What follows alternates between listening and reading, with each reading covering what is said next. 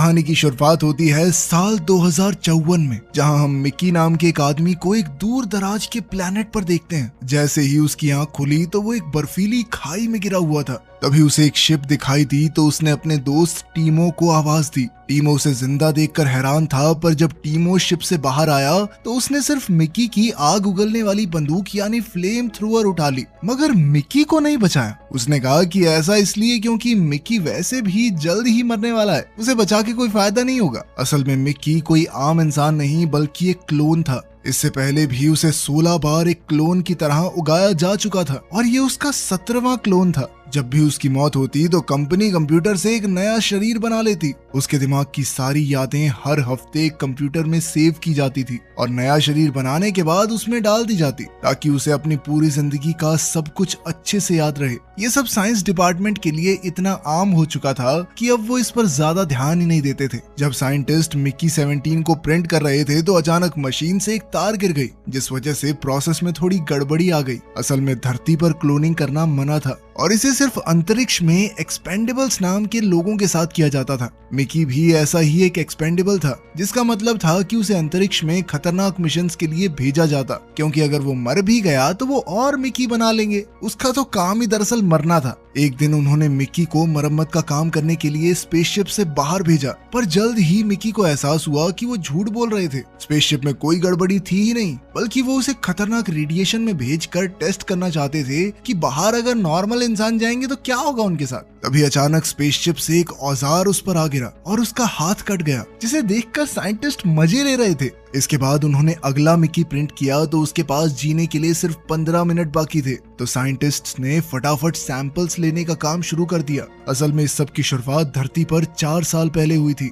Mickey टीमो का सबसे खास दोस्त था। टीमो ने उसे कुछ खतरनाक गुंडों से कर्जा दिलवाकर अपनी बेकरी की दुकान खोलने में मदद की, मगर उनका बिजनेस ठप हो गया और जल्द ही वो गुंडे उधार वापस लेने के लिए हाथ धोकर उन दोनों के पीछे पड़ गए। टीमो और मिकी ने भागने की कोशिश की, मगर गुंडों ने उन पर स्पेशल ग्रेनेड से हमला किया, जिससे उन्हें जोरदार बिजली के झटके लगे और वो बेहोश हो गए। जब उनकी आंख खुली तो वो माफिया बॉस डैरियस से मिले, जिसे अपने कैदियों के शरीर को आरी से काटने में मजा आता था। टीमो और मिकी को समझ आ गया कि अगर उन्होंने पैसों का इंतजाम नहीं किया तो उनका भी यही हाल होगा। यही समय था जब उन्होंने धरती छोड़कर जाने का फैसला किया। मिकी ने किसी और प्लैनेट पर बसाई जा रही नई दुनिया का हिस्सा बनने के लिए फॉर्म भर दिया, लेकिन उनकी तरह लाखों लोगों ने ये फॉर्म भरा था।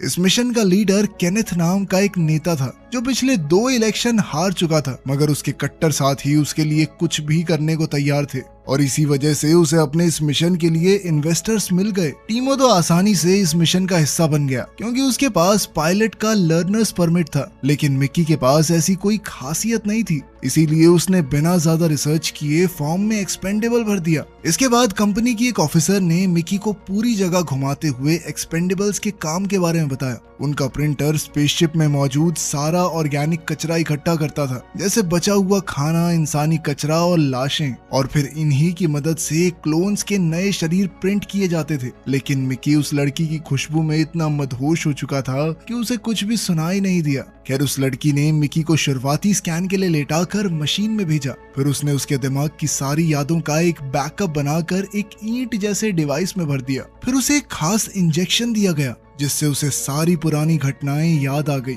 और तब मिकी की माँ की मौत वाली यादें उसकी आंखों के सामने आई। उस दिन जब वो कार में जा रहा था तो मिकी ने गलती से एक लाल बटन दबा दिया और उनकी गाड़ी का जबरदस्त एक्सीडेंट हो गया। जब उसने मंजर फिर से देखा तो वो फूट फूट कर रोने लगा। खैर, फिर वो लड़की एक बंदूक उठाकर उसे गोली मारने लगी, क्योंकि अब उसे बार बार मरने की आदत डाल लेनी चाहिए। मिकी बहुत डर रहा था, लेकिन फिर भी लड़की ने ट्रिगर दबा दिया, लेकिन कुछ हुआ नहीं। खैर, इसके बाद स्पेसशिप अंतरिक्ष की ओर निकल पड़ी और मिकी बाकी क्रू के साथ जिंदगी के नए तौर तरीके सीखने लगा। वहाँ का खाना एकदम बेकार था और सबको एक जितना खाना मिलता था। अगर किसी ने भी ज्यादा लेने की कोशिश की तो एक अलार्म बजने लगता, जिसका मतलब है कि उन्हें खाना वापस रखना होगा। खैर, क्रू के पहले लंच ब्रेक के दौरान कीनिथ अपनी पत्नी येल्फा के साथ सबके सामने आया। ये साफ था कि कीनिथ का दिमाग बहुत ज्यादा तेज नहीं था और येल्फा चर्च के साथ मिलकर अपने फायदे के लिए उसका इस्तेमाल कर रही है। वहाँ के ज्यादातर लोग केनेथ को देखकर काफी खुश थे, मगर कुछ लोग एकदम शांत रहे। उसी समय समय मिकी की नजर सिक्योरिटी एजेंट नाशा पर पड़ी और उसे पहली नजर में ही उससे प्यार हो गया। नाशा ने उसे अपने टेबल पर बुलाया तो मिकी उसके पास गया। नाशा ने अपना खाना उसके साथ बांटा और जल्द ही दोनों में दोस्ती हो गई। उसी समय कीनिथ अपने भाषण में कह रहा था कि वो एक नए प्लेनेट पर जाकर एक नई दुनिया बसाने वाले हैं, लेकिन ऐसा होने से पहले उनके पास सिर्फ जरूरत का राशन होगा, यानी वो और इंसानों को नहीं पाल सकते। इसलिए कीनिथ ने आपसी संबंध बनाने पर रोक लगा दी। हालांकि इससे कोई खुश नहीं था, इसीलिए उसने कहा कि नए प्लेनेट पर जाकर जितने मर्जी बच्चे पैदा करना। लेकिन नाशा और मिकी को इस रूल की कोई परवाह नहीं थी और वो छुप छुप कर इकट्ठे रातें गुजारने लगे। इधर क्रू के लोग अक्सर मिकी से पूछते रहते थे कि मरने पर कैसा लगता है, जिससे मिकी को काफी परेशानी होती थी। एक दिन नाशा ने गुस्से में आकर उन्हें गोली मारने की धमकी दी ताकि वो खुद मौत के मुंह में जाकर ये अनुभव कर सकें। इस वजह से कैफेटेरिया में लड़ाई छिड़ गई और फिर सिक्योरिटी ने सबको पूरी रात जेल में रखा। मिकी को तो सजा के तौर पर पहले से आधा खाना दिया जाने लगा। इधर जब काय और जेनिफर नाम की लड़कियां मिकी के करीब जाने की कोशिश करती थी तो नाशा जल्द ही वहां आकर सबको ये दिखा देती कि मिकी सिर्फ और सिर्फ उसका है। आखिरकार कुछ समय बाद स्पेसशिप उस प्लेनेट पर पहुंच ही गई जहां उन्हें जाना था और साइंटिस्टों ने मिकी को बिना हेलमेट के बाहर भेज दिया ताकि वो उस इलाके में जितने वायरस हैं सबको इकट्ठा करके ला सके। मिकी बाहर जाते ही बीमार होकर मर गया, लेकिन इस वायरस की वैक्सीन ढूंढने के लिए उन्हें इस मिशन को बार बार दोहराना पड़ा। एक दिन साइंटिस्ट्स ने देखा कि लाश के बैग में मिकी अब भी जिंदा था, पर फिर भी उन्होंने मिकी को साइक्लर में फेंक कर मार डाला। आखिरकार मिकी 12 से मिकी 16 की बदौलत साइंटिस्ट ने वो वैक्सीन ढूंढ निकाली और अब इंसान बिना मास्क के इस प्लेनेट पर घूम सकते थे। इसके बाद मिकी को अपनी रिसर्च टीम के साथ बाहर भेजा गया तो वो सब एक बर्फीली गुफा में घुस गए। काय की नजर दीवार में एक छेद पर पड़ी जहां कीड़े जैसे कुछ जानवर थे। एक जानवर अचानक काय पर कूद पड़ा तो काय भागी और वो जानवर उसका पीछा करने लगा। उसी समय उसके एक साथी ने गोलियां चलाकर सभी एलियन जानवरों को भगा दिया। इसके बाद वो सब बाहर जाने लगे तो अचानक जेनिफर वहीं जम गई क्योंकि उसे एहसास हुआ कि छत पर जरूर कोई जानवर है। उसने छत पर हमला कर दिया जिससे उस पर बर्फ गिर पड़ी और वो वहीं दबकर मारी गई। बाद में जब वो स्पेसशिप में पहुंचे तो कीनिथ ने मिकी को खूब डांटा क्योंकि जेनिफर की जगह मिकी को मरना चाहिए था, उसका तो काम ही मरना है। फिर उसने उन जानवरों की वीडियोस देखने के बाद उन्हें क्रीपर्स नाम दिया। इधर मिकी को पहले से भी आधा खाना मिलने लगा था और काम कर दिया था 2 गुना। उन्होंने मिकी को क्रीपर्स के सैंपल्स इकट्ठा करने के लिए बाहर भेजा और टीमो अपने हेलीकॉप्टर में उसे खाना देने जाता था। एक दिन मिकी पतली बर्फ पर चल रहा था तो अचानक वो टूट गई और मिकी बर्फीली खाई में गिर गया। यहीं से कहानी की शुरुआत हुई थी। टीमो के जाने के बाद मिकी एक बड़े से क्रीपर के हाथ लग गया जो उसे खींच कर ले जाने लगा। जल्द ही छोटे छोटे क्रीपर्स ने उसे घेर लिया और उसकी उंगलियां चबाने की कोशिश करने लगे। खैर फिर क्रीपर्स की माँ ने अजीबोगरीब सी आवाजें निकाली तो मिकी ने भी वैसा ही किया और क्रीपर्स ने उसे खाई से बाहर फेंक दिया। उसने क्रीपर्स की तरफ देखा तो उसे एहसास हुआ कि एक क्लोन इतना घटिया होता है कि क्रीपर्स भी उसे खाना पसंद नहीं करते। तभी मिकी को पास से ही एक कंपनी ट्रक गुजरता दिखाई दिया तो उसने मदद की गुहार लगाई पर किसी ने उसकी आवाज नहीं सुनी। तब वो भागकर ट्रक की छत पर चढ़ गया। आखिरकार जब वो स्पेसशिप में वापस पहुंचा तो वो सीधा अपने कमरे में जाकर बिस्तर पर लेट गया, पर तभी उसने देखा कि मिकी 18 को पहले ही प्रिंट कर दिया गया था और वो उसके सामने मौजूद था। ये देखकर मिकी 17 चिल्ला पड़ा क्योंकि एक ही समय पर 2 क्लोन्स का होना गैर कानूनी था। तब 18 ने उस पर पत्थर फेंक कर उसे बेहोश कर दिया।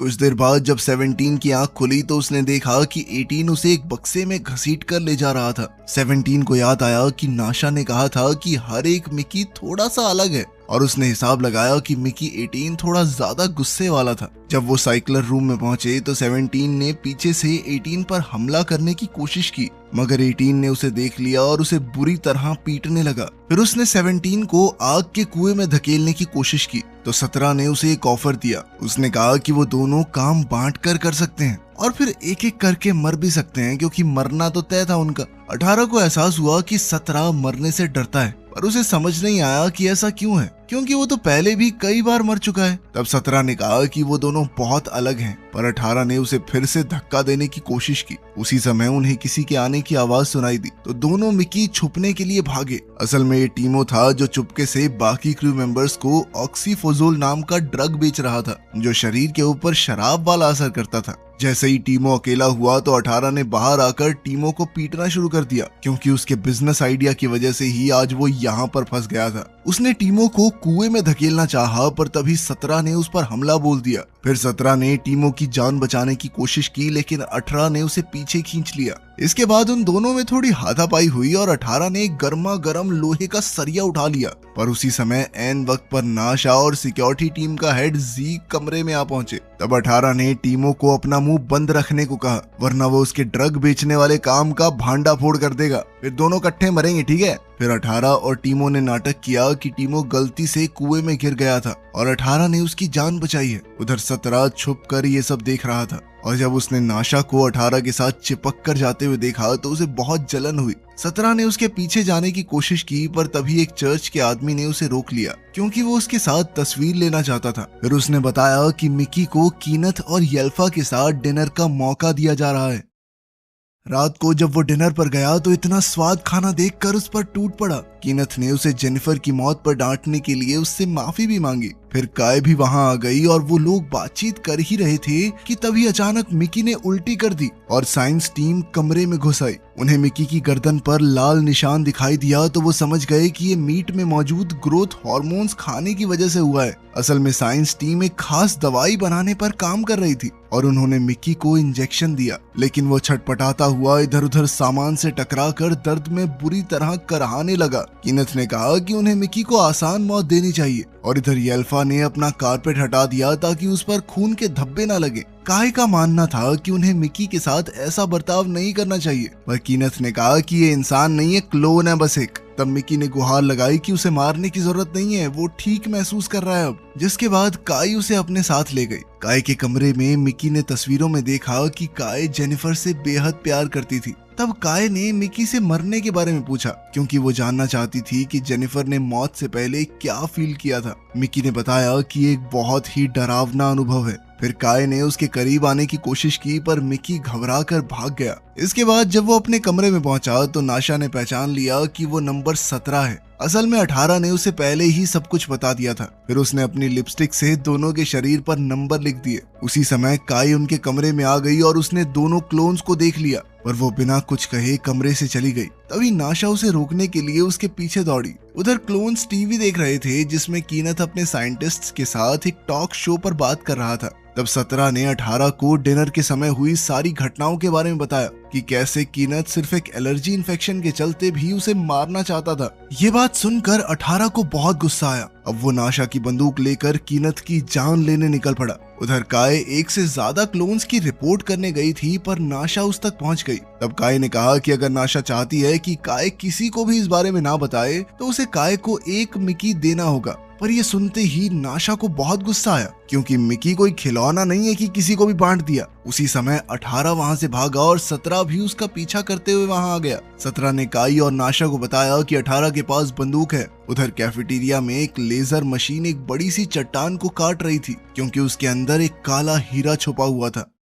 उसी समय 18 भीड़ में छुपकर बंदूक चलाने के लिए तैयार हो गया, पर तभी एक आदमी ने उसे धक्का दे दिया। उसी समय एक चट्टान में से एक छोटा क्रीपर बाहर आ गया और सभी लोग बुरी तरह डर गए। चारों ओर अफरा तफरी मच गई और कीनथ टेबल पर खड़ा होकर इस क्रीपर को पकड़ने का हुक्म देने लगा। साइंटिस्ट्स ने तुरंत हैजमेट सूट पहने और क्रीपर को पकड़ने की कोशिश करने लगे, लेकिन कोई फायदा नहीं हुआ। तब कीनथ ने 17 को भी क्रीपर को पकड़ने का आदेश दिया। जैसे ही क्रीपर एक जगह रुका तो 17 ने वही अजीब सी आवाज निकाली जिस तरह उसने उस दिन क्रीपर्स की माँ को बोलते सुना था। उसे ऐसा करते हुए डोरोथी ने बहुत ध्यान से देख लिया। इसी दौरान 18 वहां पर कीनथ को मारने पहुंच गया। उसने गोलियां भी चला दी, पर नाशा और 17 ने उसे धर दबोचा। उसकी गोली सीधा काले हीरे पर जा लगी और तभी अचानक एक और क्रीपर कीनथ के चेहरे पर चिपक गया। काई और बाकी गार्ड्स ने गोलियां चलाकर क्रीपर को मार डाला और उधर साइंटिस्ट्स ने पहले क्रीपर को पकड़ लिया। इस बच्चे की चीखें बाहर गुफा में मौजूद उसकी माँ को सुनाई दे रही थी।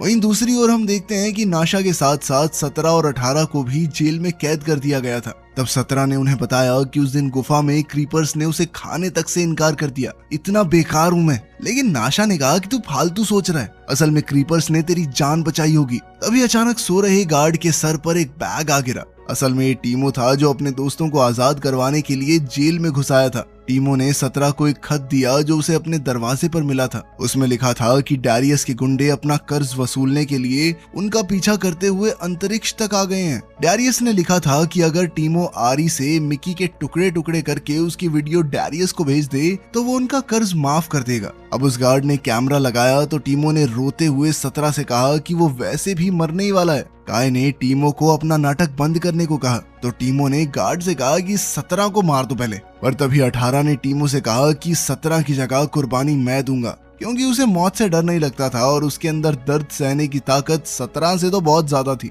लेकिन मरने से पहले उसे थोड़ी ऑक्सीजोफोल चाहिए। जैसे ही गार्ड उसे ड्रग देने आया तो 18 ने उसकी बाजू पकड़कर उसका सर सलाखों पर दे मारा। उसी समय नाशा ने उसकी टेजर गन चुराकर टीमो को बिजली के झटके दिए। साथ ही वो गार्ड से चाबी चुराकर जेल से बाहर आ गई और अब वो टीमो की ही आरी से उसी के टुकड़े टुकड़े करने को तैयार थी। पर उसी समय जीक वहां आ गया और उसने सबको गिरफ्तार कर लिया। जब उसे कॉरिडोर में ले जाया जा रहा था तो 17 को एहसास हुआ कि नाशा ने हमेशा उसकी रक्षा की है। एक बार तो उसने एक हैजमेट सूट पहनकर एक दर्दनाक एक्सपेरिमेंट के दौरान भी उसका साथ दिया था। खैर, जब वो सभी खिड़कियों से गुजर रहे थे तो उन्होंने देखा कि सभी क्रीपर्स ने स्पेसशिप को चारों तरफ से घेर लिया था। इधर साइंटिस्ट उस क्रीपर के बच्चे को ले जा रहे थे तो डोरोथी ने 17 को देखा और उसने वही अजीबोगरीब आवाज निकालने की कोशिश की जो 17 ने कैफेटेरिया में निकाली थी। डोरोथी का मानना था कि ये क्रीपर्स की भाषा है और वो उनसे बात करने के लिए ट्रांसलेटर बनाना चाहती थी। इसके बाद हम सब साइक्लर रूम में पहुंचे। यहाँ येल्फा ने एक नई सॉस बनाने के लिए क्रीपर बच्चे की पूंछ काट डाली। फिर कीनथ ने गर्मा गर्म सरिये से 18 के गाल पर निशान बना दिया ताकि वो दोनों क्लोन्स को पहचान सके। फिर उसने एक साइंटिस्ट को कहकर मिकी की याददाश्त का सारा डेटा उड़ा दिया। कीनथ को क्रीपर्स पर गुस्सा आ रहा था तो नाशा ने कहा कि ये प्लेनेट असल में क्रीपर्स का ही है और इंसान यहाँ पर एलियंस बनकर आए हैं। नाशा ने बताया कि क्रीपर्स ने एक बर्फीली खाई से मिकी को जिंदा बाहर निकाला था, बुरे नहीं है वो। पर कीनथ ने हंसकर कहा कि क्रीपर्स ने उसे इसलिए जिंदा छोड़ दिया होगा क्योंकि वो कूड़े से भी बदतर है। खैर, तब डोरोथी ने कहा कि उसकी टीम क्रीपर्स की भाषा जानने के लिए ट्रांसलेटर बना रही है। उसी समय क्रीपर बच्चे ने कीनथ पर थूक दिया जिस पर कीनथ ने उस पर गरम सरिये से वार किया पर वो चूक गया। अब कीनथ को बहुत गुस्सा आ रहा था, इसीलिए वो अनाप शनाप बोलता जा रहा था, जिसके बाद नाशा भी उस पर चिल्ला पड़ी। फिर कीनथ ने तैश में आकर क्रीपर बच्चे को एक रस्सी से बांधकर आग के कुएं में फेंक दिया और रस्सी नाशा की ओर फेंक दी। नाशा ने जैसे तैसे उसे अपने दांतों से पकड़ा ताकि वो बच्चे की जान बचा सके। जीक ने अपने आदमियों को ये सब रिकॉर्ड करने को कहा। अब कीनथ चाहता था कि सभी क्रीपर्स को मौत के घाट उतार दिया जाए, पर येल्फा के पास इससे बेहतर आइडिया था। उन्होंने मिकी 17 और 18 की पीठ पर बॉम्ब्स लगा दिए जिसके बटन्स कीनथ के हाथ में थे। येल्फा चाहती थी कि वो ज्यादा से ज्यादा क्रीपर्स की पूंछ काट कर लाएं और जो भी पहले 100 पूंछ लेकर आएगा वो जीत जाएगा। वहीं हारने वाले को अपनी मौत का सामना करना होगा। जब वो रास्ते में थे तो 17 ने कहा कि ये उसकी माँ के कार एक्सीडेंट की सजा है, पर 18 ने कहा कि उस गाड़ी में डिफेक्ट था, इसीलिए उन्हें सिर्फ एक बटन दबाने के लिए खुद को अपनी माँ की मौत का जिम्मेदार नहीं समझना चाहिए।